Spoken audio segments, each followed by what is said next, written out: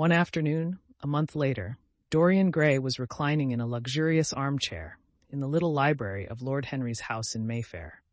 It was, in its way, a very charming room, with its high-paneled wainscoting of olive-stained oak, its cream-colored frieze and ceiling of raised plasterwork, and its brick-dust felt carpet, strewn with silk, long-fringed Persian rugs. On a tiny satinwood table stood a statuette by Clodion, and beside it lay a copy of Les Cent Nouvelles, bound for Margaret of Valois by Clovis Eve and powdered with the gilt daisies that Queen had selected for her device. Some large blue china jars and parrot tulips were ranged on the mantel-shelf, and through the small, leaded panes of the window streamed the apricot-colored light of a summer day in London. Lord Henry had not yet come in. He was always late on principle, his principle being that punctuality is the thief of time. So the lad was looking rather sulky, as with listless fingers he turned over the pages of an elaborately illustrated edition of Manon Lescaut that he had found in one of the bookcases.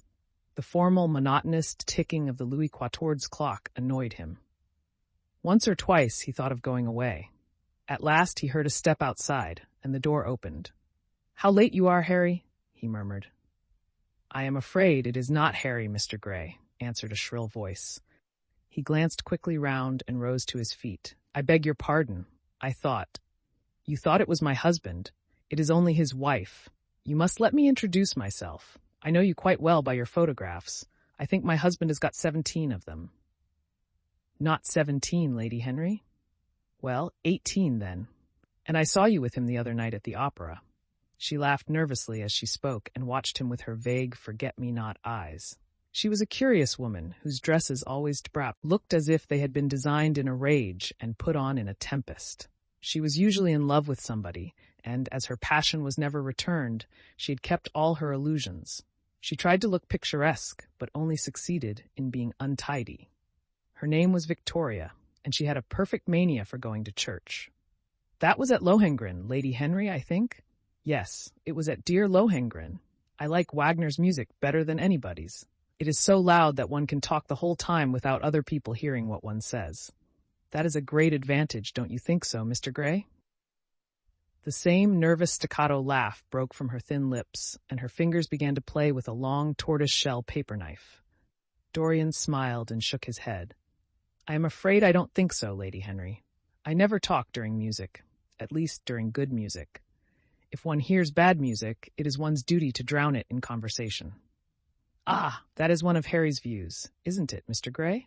"I always hear Harry's views from his friends. It is the only way I get to know of them. But you must not think I don't like good music. I adore it, but I am afraid of it. It makes me too romantic. I have simply worshipped pianists, 2 at a time sometimes, Harry tells me. I don't know what it is about them. Perhaps it is that they are foreigners. They all are, ain't they? Even those that are born in England become foreigners after a time, don't they?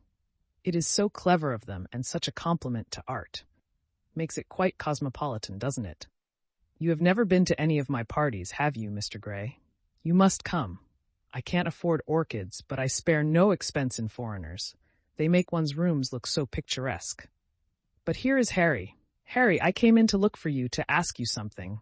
I forget what it was, and I found Mr. Gray here. We have had such a pleasant chat about music. We have quite the same ideas. No, I think our ideas are quite different, but he has been most pleasant. I am so glad I've seen him." "I am charmed, my love, quite charmed," said Lord Henry, elevating his dark, crescent-shaped eyebrows and looking at them both with an amused smile. "So sorry I am late, Dorian.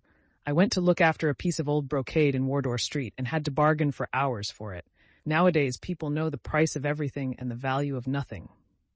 "I am afraid I must be going," exclaimed Lady Henry, breaking an awkward silence with her silly, sudden laugh. "I have promised to drive with the Duchess. Goodbye, Mr. Gray. Goodbye, Harry. You are dining out, I suppose? So am I. Perhaps I shall see you at Lady Thornbury's."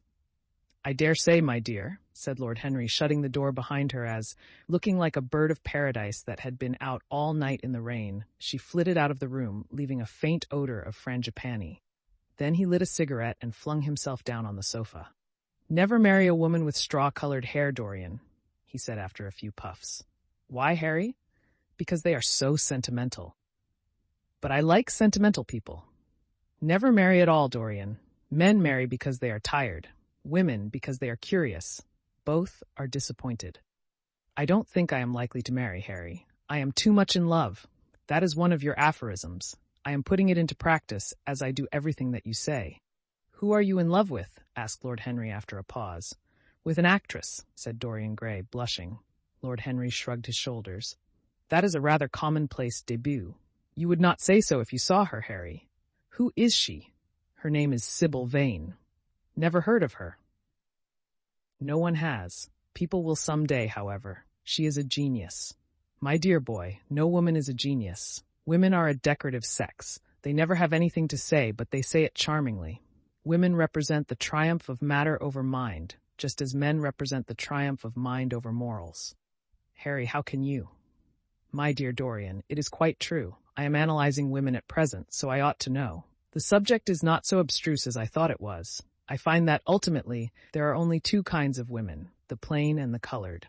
The plain women are very useful. If you want to gain a reputation for respectability, you have merely to take them down to supper. The other women are very charming. They commit one mistake, however. They paint in order to try and look young. Our grandmothers painted in order to try and talk brilliantly. Rouge and esprit used to go together. That is all over now. As long as a woman can look 10 years younger than her own daughter, she is perfectly satisfied. As for conversation, there are only 5 women in London worth talking to, and 2 of these can't be admitted into decent society. However, tell me about your genius. How long have you known her? Ah, Harry, your views terrify me. Never mind that. How long have you known her? About 3 weeks. And where did you come across her? I will tell you, Harry, but you mustn't be unsympathetic about it. After all, it never would have happened if I had not met you. You filled me with a wild desire to know everything about life. For days after I met you, something seemed to throb in my veins. As I lounged in the park or strolled down Piccadilly, I used to look at everyone who passed me and wonder, with a mad curiosity, what sort of lives they led. Some of them fascinated me. Others filled me with terror. There was an exquisite poison in the air. I had a passion for sensations. Well, one evening about 7 o'clock, I determined to go out in search of some adventure. I felt that this grey, monstrous London of ours, with its myriads of people, its sordid sinners, and its splendid sins, as you once phrased it, must have something in store for me. I fancied 1,000 things. The mere danger gave me a sense of delight. I remembered what you had said to me on that wonderful evening when we first dined together, about the search for beauty being the real secret of life. I don't know what I expected, but I went out and wandered eastward, soon losing my way in a labyrinth of grimy streets and black grassless squares. About 8:30, I passed by an absurd little theater, with great flaring gas jets and gaudy playbills. A hideous Jew, in the most amazing waistcoat I ever beheld in my life, was standing at the entrance, smoking a vile cigar. He had greasy ringlets, and an enormous diamond blazed in the center of a soiled shirt. "Have a box, my lord?" he said, when he saw me, and he took off his hat with an air of gorgeous servility. There was something about him, Harry, that amused me. He was such a monster. You will laugh at me, I know, but I really went in and paid a whole guinea for the stage box. To the present day, I can't make out why I did so, and yet if I hadn't, my dear Harry, if I hadn't, I should have missed the greatest romance of my life. I see you are laughing. It is horrid of you. I am not laughing, Dorian. At least I am not laughing at you. But you should not say the greatest romance of your life. You should say the first romance of your life. You will always be loved, and you will always be in love with love. A grande passion is the privilege of people who have nothing to do. That is the one use of the idle classes of a country. Don't be afraid. There are exquisite things in store for you. This is merely the beginning. Do you think my nature so shallow? Cried Dorian Gray angrily. No, I think your nature so deep. How do you mean? My dear boy, the people who love only once in their lives are really the shallow people. What they call their loyalty and their fidelity, I call either the lethargy of custom or their lack of imagination. Faithfulness is to the emotional life what consistency is to the life of the intellect, simply a confession of failure. Faithfulness, I must analyze it some day. The passion for property is in it. There are many things that we would throw away if we were not afraid that others might pick them up. But I don't want to interrupt you. Go on with your story. Well, I found myself seated in a horrid little private box with a vulgar drop scene staring me in the face. I looked out from behind the curtain and surveyed the house. It was a tawdry affair, all cupids and cornucopias, like a third-rate wedding cake. The gallery and pit were fairly full, but the 2 rows of dingy stalls were quite empty, and there was hardly a person in what I suppose they called the dress circle. Women went about with oranges and ginger beer, and there was a terrible consumption of nuts going on. It must have been just like the palmy days of the British drama. Just like, I should fancy, and very depressing. I began to wonder what on earth I should do when I caught sight of the playbill. What do you think the play was, Harry? I should think The Idiot Boy, or Dumb but Innocent. Our fathers used to like that sort of piece, I believe. The longer I live, Dorian, the more keenly I feel that whatever was good enough for our fathers is not good enough for us. In art, as in politics, les grands-pères ont toujours tort. This play was good enough for us, Harry. It was Romeo and Juliet. I must admit that I was rather annoyed at the idea of seeing Shakespeare done in such a wretched hole of a place. Still, I felt interested, in a sort of way. At any rate, I determined to wait for the first act. There was a dreadful orchestra presided over by a young Hebrew who sat at a cracked piano that nearly drove me away. But at last, the drop scene was drawn up and the play began. Romeo was a stout elderly gentleman with corked eyebrows, a husky tragedy voice, and a figure like a beer barrel. Mercutio was almost as bad. He was played by the low comedian, who had introduced gags of his own and was on most friendly terms with the pit. They were both as grotesque as the scenery, and that looked as if it had come out of a country booth. But Juliet, Harry, imagine a girl hardly 17 years of age with a little, flower-like face, a small Greek head with plaited coils of dark brown hair, eyes that were violet wells of passion, lips that were like the petals of a rose. She was the loveliest thing I had ever seen in my life. You said to me once that pathos left you unmoved, but that beauty, mere beauty, could fill your eyes with tears. I tell you, Harry, I could hardly see this girl for the mist of tears that came across me. And her voice, I never heard such a voice. It was very low at first, with deep mellow notes that seemed to fall singly upon one's ear. Then it became a little louder, and sounded like a flute or a distant hautboy. In the garden scene, it had all the tremulous ecstasy that one hears just before dawn when nightingales are singing. There were moments later on when it had the wild passion of violins. You know how a voice can stir one. Your voice and the voice of Sybil Vane are 2 things that I shall never forget. When I close my eyes, I hear them, and each of them says something different. I don't know which to follow. Why should I not love her? Harry, I do love her. She is everything to me in life. Night after night, I go to see her play. One evening she is Rosalind, and the next evening she is Imogen. I have seen her die in the gloom of an Italian tomb, sucking the poison from her lover's lips. I have watched her wandering through the forest of Arden, disguised as a pretty boy in hose and doublet and dainty cap. She has been mad, and has come into the presence of a guilty king, and given him rue to wear and bitter herbs to taste of. She has been innocent, and the black hands of jealousy have crushed her reed-like throat. I have seen her in every age and in every costume. Ordinary women never appeal to one's imagination. They are limited to their century. No glamour ever transfigures them. One knows their minds as easily as one knows their bonnets. One can always find them. There is no mystery in any of them. They ride in the park in the morning and chatter at tea parties in the afternoon. They have their stereotyped smile and their fashionable manner. They are quite obvious. But an actress, how different an actress is. Harry, why didn't you tell me that the only thing worth loving is an actress? Because I have loved so many of them, Dorian. Oh yes, horrid people with dyed hair and painted faces. Don't run down dyed hair and painted faces. There is an extraordinary charm in them, sometimes, said Lord Henry. I wish now I had not told you about Sybil Vane. You could not have helped telling me, Dorian.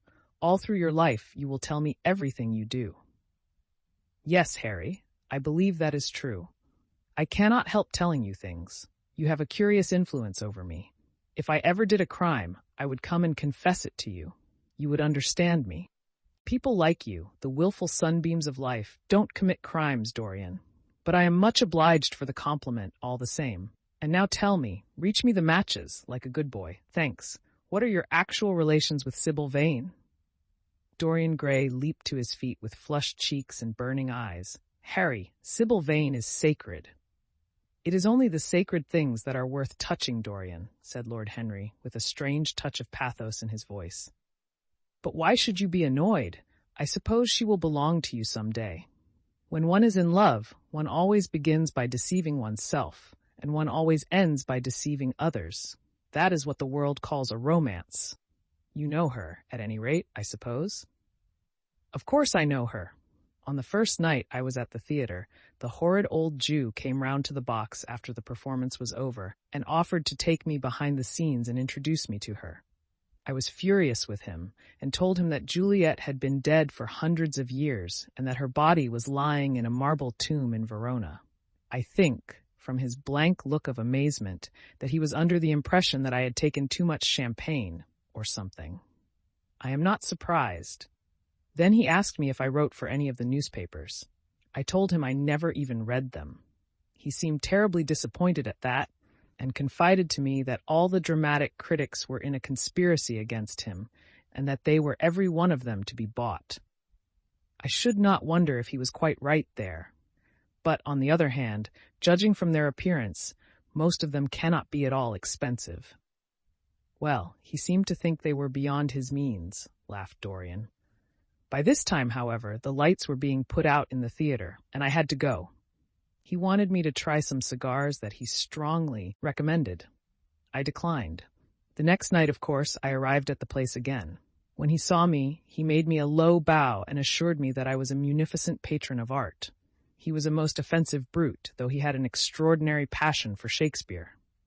He told me once, with an air of pride, that his 5 bankruptcies were entirely due to the bard, as he insisted on calling him. He seemed to think it a distinction. It was a distinction, my dear Dorian. A great distinction. Most people become bankrupt through having invested too heavily in the prose of life. To have ruined oneself over poetry is an honor. But when did you first speak to Miss Sybil Vane? The third night. She had been playing Rosalind. I could not help going round. I had thrown her some flowers, and she had looked at me. At least I fancied that she had. The old Jew was persistent. He seemed determined to take me behind, so I consented. It was curious my not wanting to know her, wasn't it? No, I don't think so. My dear Harry, why? I will tell you some other time. Now I want to know about the girl. Sybil? Oh, she was so shy and so gentle. There is something of a child about her. Her eyes opened wide in exquisite wonder when I told her what I thought of her performance, and she seemed quite unconscious of her power. I think we were both rather nervous. The old Jew stood grinning at the doorway of the dusty green room, making elaborate speeches about us both, while we stood looking at each other like children. He would insist on calling me my lord, so I had to assure Sybil that I was not anything of the kind. She said quite simply to me, "You look more like a prince. I must call you Prince Charming." Upon my word, Dorian, Miss Sybil knows how to pay compliments. You don't understand her, Harry. She regarded me merely as a person in a play. She knows nothing of life. She lives with her mother, a faded, tired woman who played Lady Capulet in a sort of magenta dressing wrapper on the first night, and looks as if she had seen better days. I know that look. It depresses me, murmured Lord Henry, examining his rings. The Jew wanted to tell me her history, but I said it did not interest me. You were quite right. There is always something infinitely mean about other people's tragedies. Sybil is the only thing I care about. What is it to me where she came from? From her little head to her little feet, she is absolutely and entirely divine. Every night of my life I go to see her act, and every night she is more marvelous.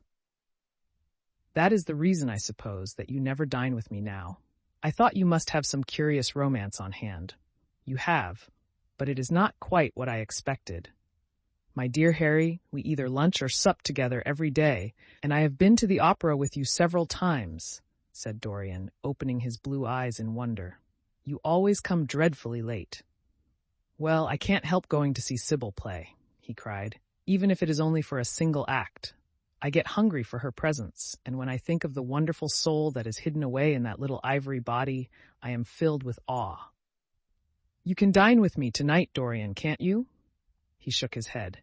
Tonight she is Imogen, he answered, and tomorrow night she will be Juliet. When is she, Sybil Vane? Never. I congratulate you. How horrid you are. She is all the great heroines of the world in one. She is more than an individual. You laugh, but I tell you she has genius. I love her, and I must make her love me. You who know all the secrets of life, tell me how to charm Sybil Vane to love me. I want to make Romeo jealous. I want the dead lovers of the world to hear our laughter and grow sad. I want a breath of our passion to stir their dust into consciousness, to wake their ashes into pain. My God, Harry, how I worship her. He was walking up and down the room as he spoke. Hectic spots of red burned on his cheeks. He was terribly excited. Lord Henry watched him with a subtle sense of pleasure. How different he was now from the shy, frightened boy he had met in Basil Hallward's studio. His nature had developed like a flower, had borne blossoms of scarlet flame. Out of its secret hiding place had crept his soul, and desire had come to meet it on the way. "And what do you propose to do?" said Lord Henry at last. "I want you and Basil to come with me some night and see her act. I have not the slightest fear of the result. You are certain to acknowledge her genius. Then we must get her out of the Jew's hands. She is bound to him for 3 years, at least for 2 years and 8 months from the present time. I shall have to pay him something, of course. When all that is settled, I shall take a West End theatre and bring her out properly. She will make the world as mad as she has made me." "That would be impossible, my dear boy." "Yes, she will. She has not merely art, consummate art instinct in her, but she has personality also, and you have often told me that it is personalities, not principles, that move the age. Well, what night shall we go? Let me see. Today is Tuesday. Let us fix tomorrow. She plays Juliet tomorrow. All right, the Bristol at 8 o'clock, and I will get Basil. Not 8, Harry, please. 6:30. We must be there before the curtain rises. You must see her in the first act where she meets Romeo. 6:30. What an hour. It will be like having a meat tea or reading an English novel. It must be 7. No gentleman dines before 7. Shall you see Basil between this and then, or shall I write to him? Dear Basil, I have not laid eyes on him for a week. It is rather horrid of me, as he has sent me my portrait in the most wonderful frame, specially designed by himself, and though I am a little jealous of the picture for being a whole month younger than I am, I must admit that I delight in it. Perhaps you had better write to him. I don't want to see him alone. He says things that annoy me. He gives me good advice." Lord Henry smiled. "People are very fond of giving away what they need most themselves. It is what I call the depth of generosity. Oh, Basil is the best of fellows, but he seems to me to be just a bit of a Philistine. Since I have known you, Harry, I have discovered that. Basil, my dear boy, puts everything that is charming in him into his work. The consequence is that he has nothing left for life but his prejudices, his principles, and his common sense. The only artists I have ever known who are personally delightful are bad artists. Good artists exist simply in what they make, and consequently are perfectly uninteresting in what they are. A great poet, a really great poet, is the most unpoetical of all creatures, but inferior poets are absolutely fascinating. The worse their rhymes are, the more picturesque they look. The mere fact of having published a book of second-rate sonnets makes a man quite irresistible. He lives the poetry that he cannot write. The others write the poetry that they dare not realize. I wonder, is that really so, Harry? Said Dorian Gray, putting some perfume on his handkerchief out of a large gold-topped bottle that stood on the table. It must be, if you say it. And now I am off. Imogen is waiting for me. Don't forget about tomorrow. Goodbye. As he left the room, Lord Henry's heavy eyelids drooped, and he began to think.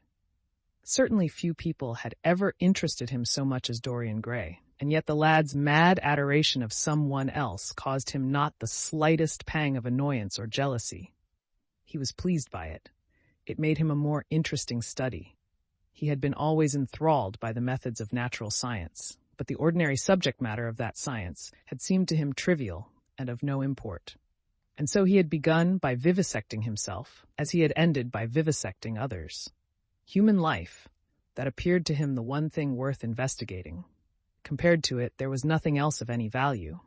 It was true that as one watched life in its curious crucible of pain and pleasure, one could not wear over one's face a mask of glass, nor keep the sulphurous fumes from troubling the brain and making the imagination turbid with monstrous fancies and misshapen dreams. There were poisons so subtle that to know their properties, one had to sicken of them. There were maladies so strange that one had to pass through them if one sought to understand their nature. And yet, what a great reward one received! How wonderful the whole world became to one! To note the curious hard logic of passion and the emotional colored life of the intellect, to observe where they met and where they separated, at what point they were in unison and at what point they were at discord. There was a delight in that. What matter what the cost was? One could never pay too high a price for any sensation. He was conscious, and the thought brought a gleam of pleasure into his brown agate eyes, that it was through certain words of his, musical words said with musical utterance, that Dorian Gray's soul had turned to this white girl and bowed in worship before her. To a large extent, the lad was his own creation. He had made him premature. That was something. Ordinary people waited till life disclosed to them its secrets, but to the few, to the elect, the mysteries of life were revealed before the veil was drawn away. Sometimes this was the effect of art, and chiefly of literature, which dealt immediately with the passions and the intellect. But now and then a complex personality took the place and assumed the office of art, was indeed, in its way, a real work of art, life having its elaborate masterpieces, just as poetry has, or sculpture, or painting. Yes, the lad was premature. He was gathering his harvest while it was yet spring. The pulse and passion of youth were in him, but he was becoming self-conscious. It was delightful to watch him. With his beautiful face and his beautiful soul, he was a thing to wonder at. It was no matter how it all ended, or was destined to end. He was like one of those gracious figures in a pageant or a play, whose joys seem to be remote from one, but whose sorrows stir one's sense of beauty, and whose wounds are like red roses. Soul and body, body and soul, how mysterious they were. There was animalism in the soul, and the body had its moments of spirituality. The senses could refine, and the intellect could degrade. Who could say where the fleshly impulse ceased or the psychical impulse began? How shallow were the arbitrary definitions of ordinary psychologists? And yet how difficult to decide between the claims of the various schools. Was the soul a shadow seated in the house of sin? Or was the body really in the soul, as Giordano Bruno thought? The separation of spirit from matter was a mystery, and the union of spirit with matter was a mystery also. He began to wonder whether we could ever make psychology so absolute a science that each little spring of life would be revealed to us. As it was, we always misunderstood ourselves and rarely understood others. Experience was of no ethical value. It was merely the name men gave to their mistakes. Moralists had, as a rule, regarded it as a mode of warning, had claimed for it a certain ethical efficacy in the formation of character, had praised it as something that taught us what to follow and showed us what to avoid. But there was no motive power in experience. It was as little of an active cause as conscience itself. All that it really demonstrated was that our future would be the same as our past, and that the sin we had done once, and with loathing, we would do many times, and with joy. It was clear to him that the experimental method was the only method by which one could arrive at any scientific analysis of the passions, and certainly Dorian Gray was a subject made to his hand and seemed to promise rich and fruitful results. His sudden mad love for Sybil Vane was a psychological phenomenon of no small interest. There was no doubt that curiosity had much to do with it, curiosity and the desire for new experiences, yet it was not a simple, but rather a very complex passion. What there was in it, of the purely sensuous instinct of boyhood, had been transformed by the workings of the imagination, changed into something that seemed to the lad himself to be remote from sense, and was for that very reason all the more dangerous. It was the passions about whose origin we deceived ourselves that tyrannized most strongly over us. Our weakest motives were those of whose nature we were conscious. It often happened that when we thought we were experimenting on others, we were really experimenting on ourselves. While Lord Henry sat dreaming on these things, a knock came to the door, and his valet entered and reminded him it was time to dress for dinner. He got up and looked out into the street. The sunset had smitten into scarlet gold the upper windows of the houses opposite. The panes glowed like plates of heated metal. The sky above was like a faded rose. He thought of his friend's young, fiery-colored life and wondered how it was all going to end. When he arrived home, about 12:30, he saw a telegram lying on the hall table. He opened it and found it was from Dorian Gray. It was to tell him that he was engaged to be married to Sybil Vane.